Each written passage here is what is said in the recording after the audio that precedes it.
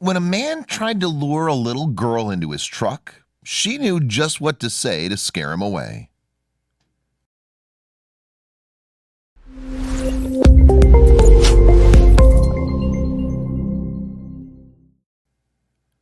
It's a balmy November day, and young Maddison Raines is out and about with an acquaintance when a mysterious man drives up to them, covering his face. At this point, the stranger tells Raines that her brother has suffered an accident and he's there to collect her.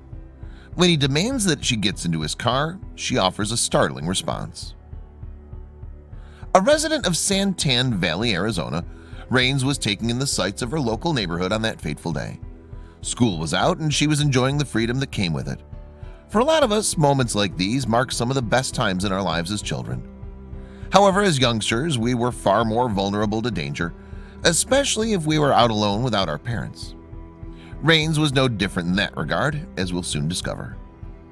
At the time of the aforementioned incident, she was just 10 years old, unaware of what was ahead. Raines was walking along the sidewalk with one of her friends in the mid-afternoon, close to a local park. From there, the stranger arrived on the scene in an SUV, calling her out specifically. Needless to say, this was an unnerving situation for the young girl, but few could have predicted what happened next. For many people across the world, becoming a mom or dad is one of the biggest ambitions they can have. After all, there are few things more fulfilling than starting a family of your own.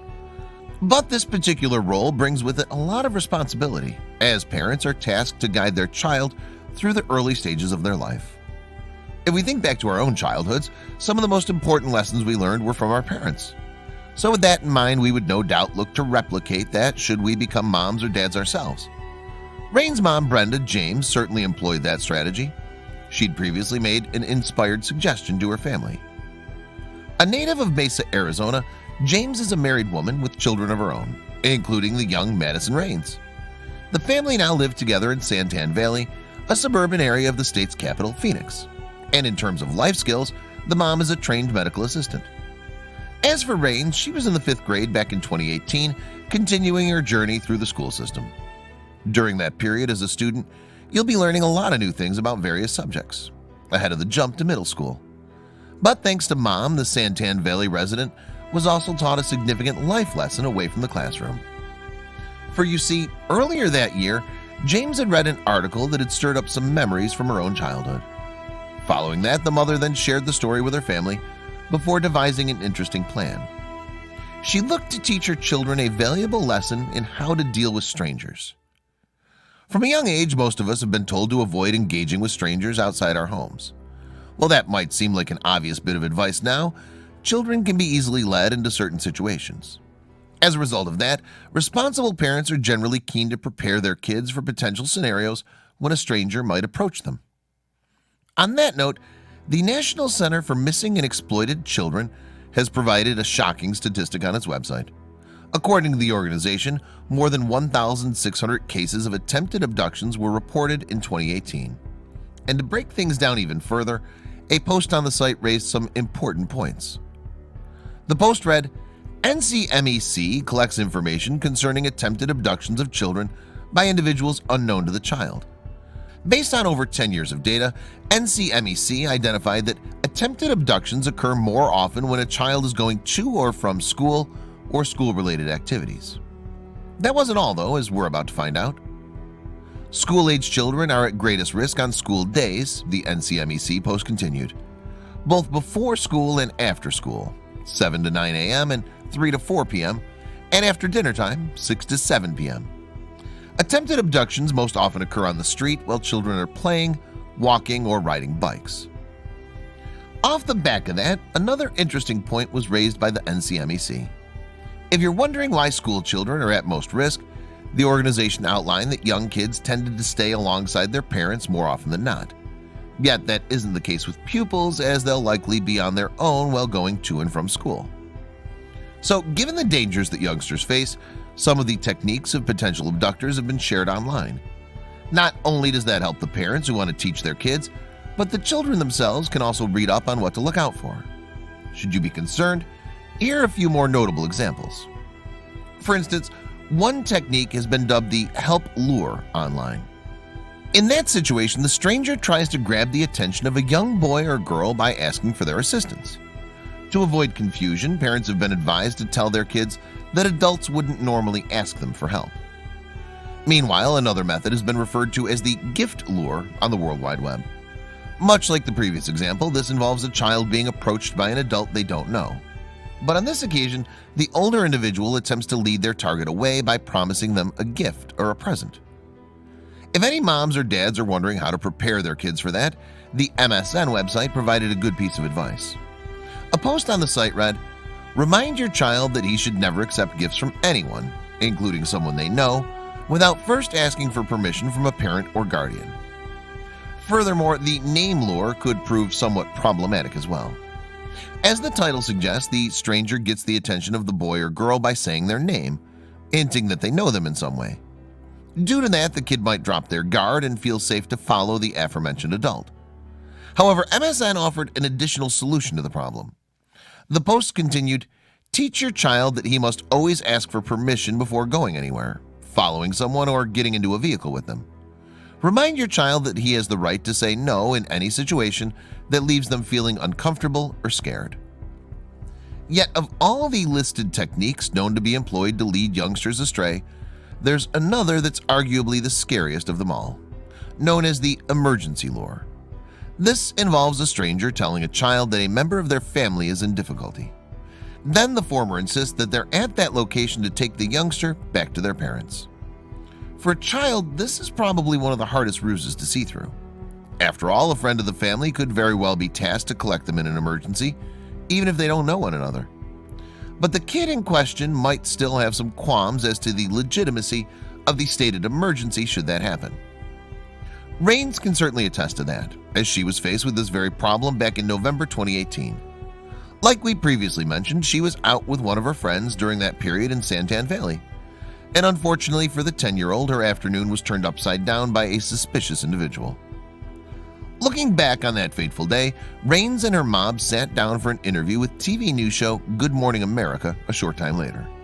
From there, James's daughter went on to describe what the man said to her.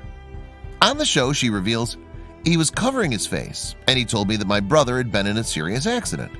Raines continued, "And the stranger said that my brother told him to come pick me up."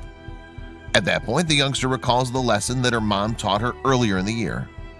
Happily, the family had adopted a special code word for instances such as this to ward off any potential problems. As for what happened next, Raines touches upon her response to the stranger while talking to Good Morning America. She says, "Then I just remembered the code word and I asked for it. He didn't know it, so he drove off and I went running to the park. I ran straight home and told my grandma." Meanwhile, James offered her thoughts during an interview with ABC affiliate KNXV TV. At that stage, the mother spoke about the creation of the code word. It turned out the system had come together earlier in 2018. James said, "We actually came up with the code word a few months ago, so it was something really recent from a story I read. Raines told me that some guy tried to take her, that her brother had been in a serious accident and that she needed to come with him." Did the stranger take a shot in the dark, or did he know that Raines has a brother? James pondered before making an additional point. According to the Santan Valley resident, the code word was devised during a normal family car ride, and in the end she believed that it prevented a potential tragedy. James told British newspaper the Daily Mail in November 2018, "We were driving toward the store, me and my husband and my 2 girls, and we came up with this code word. This one time it saved my daughter's life."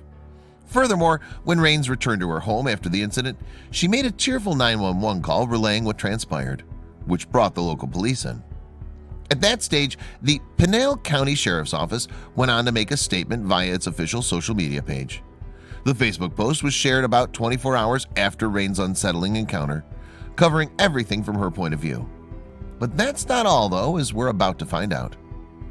Alongside the statement, the local sheriff, Mark Lamb, hailed the family as well. He said, "Kudos to the parents of this child for having a code word and talking to their children about stranger danger. We hope by putting this out, it will encourage parents to have that conversation and create a plan with their children." Off the back of those words, the statement then revealed some worrying information about the stranger. As it turned out, this might not have been the first time that he had frequented Raines' neighborhood. The car he was seen driving in on that occasion seemed quite familiar to a few other kids there. The Facebook post read, "Children in the neighborhood say they've seen the SUV in the neighborhood, circling the park several times a day. The man covered most of his face with his hand while talking to the girl to conceal any identifying features. He's described as white male, possibly in his 40s, with a short beard." Following this revelation, the statement came to an end. And perhaps unsurprisingly, given the content of this story, the social media post made a notable impact online. Indeed, it earned over 1,000 likes and more than 1,300 shares on Facebook. In addition to that, the troubling message also generated in excess of 300 comments from users. Needless to say, a number of those individuals were shocked by what had transpired that day. However, there were a couple of users who couldn't help but look back at their own code words. One person wrote, "Our kids are now 48 and 41, and to this day they can still remember their code word. Such a great thing, and so happy they're safe." Those sentiments were echoed by another Facebook user who recalled a story from their past. Much like Raines, this person was approached by a stranger while they were out and about, and they too had a code word, feeling the need to test the adult when he tried to collect them. The user wrote, "My mom always had a code word, and I remember when I was 5 or 6, she sent some man to pick me up from school. I was sitting on the curb alone, and this guy comes over. I didn't move, but he said, 'She said to say China doll,' which was our code. So even though he was a stranger, I went and all was good," the user added. Away from that, James made one final point on the matter during the Good Morning America interview in November 2018. After what her daughter went through, she hoped that Raines could spread a certain message to the children in the area. Indeed, James believed that Raines would sell the importance of having a special family code word. The mom concludes, "She would show other kids that it's okay to ask questions, and not everyone's your friend. I think kids respond more to kids than they do to adults, and they can understand, they can be brave and smart and run."